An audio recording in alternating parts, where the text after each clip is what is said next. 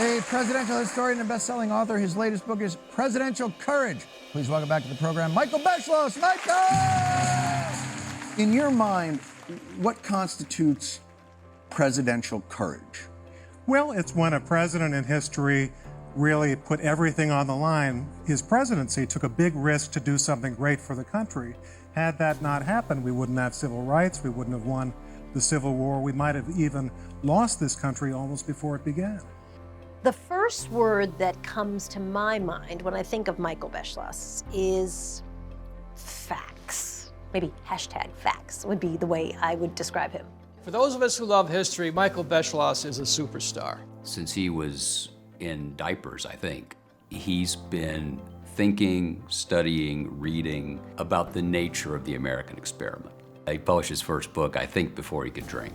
Each year, we at the Archives Foundation honor someone who's made a major contribution to our national heritage and our American experience. And no one has done more in that contribution than Michael Beschloss. So often we think of history as static, as frozen in time, and Michael helps us realize that that's not the case. In his books, he emphasizes the humanity of American presidents and foreign leaders and helps us understand them and why they made the decisions they made. There are very few historians who have spent as much time with primary materials as Michael has. To do this well requires a willingness to do the research, a fluidity of expression, and I would argue psychological insight. Whether it's the Johnson tapes or doing that monumental work on presidents of war, Michael's historical analysis is based on archives. It's based on fact. It's total immersion. The masterpiece are his two books on Lyndon Johnson. He spent years listening to Johnson's tapes, transcribing them, and then doing footnotes to put them in context. No one will ever write about Lyndon Johnson better. No one will ever write about Lyndon Johnson without using the material from Michael's books. What do you think his legacy is going to look like? Number one, the most important thing he did was preside over the end of the Cold War. I think very few other people could have done it. He created this relationship with Mikhail Gorbachev and said, if you do further things like take down the Berlin Wall, let Eastern Europe go, I will not exploit this and embarrass you, Mr. Gorbachev. And so he did. For almost any major event that happens in the United States, you can turn on TV and see Michael Beschloss. Michael will offer an opinion, and it is based on the historian's analysis of how do we apply conscience to what's going on.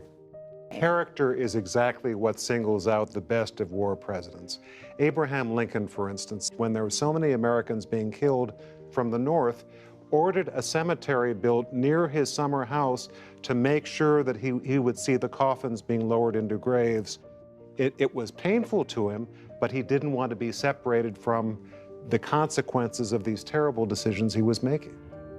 It's just, let me tell you about this guy. Let me explain how this moment we're in right now connects to this thing that happened 100 years ago.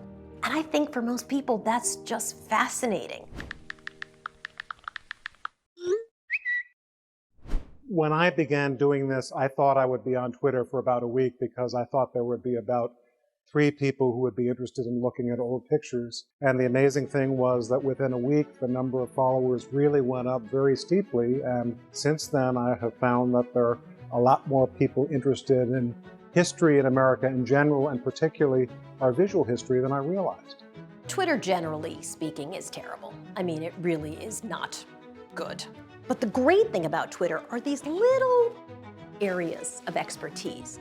And Michael is a big centerpiece of historian Twitter, right? People who you turn to, and really they come into your feed, who sort of in the moment explain something to you.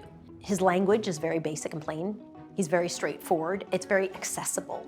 And in a platform that is just full of junk and also misinformation and sometimes disinformation, to have really knowledgeable sources sort of say, well, actually, let me give you some context. Well, actually, let me tell you what factually happened. Without that voice, we're doomed, I think, to this perpetual machinery of bouncing from headline to headline. Michael's great gift is that he explains the history behind those headlines. At the National Archives, our mission is to preserve and make available the records of the U.S. government for the life of the Republic. We do this so that people can learn about their history, they can hold their government accountable, and they can have the information they need to effectively participate in the civic process. It's just really special to be able to say, this is the place where we capture American history.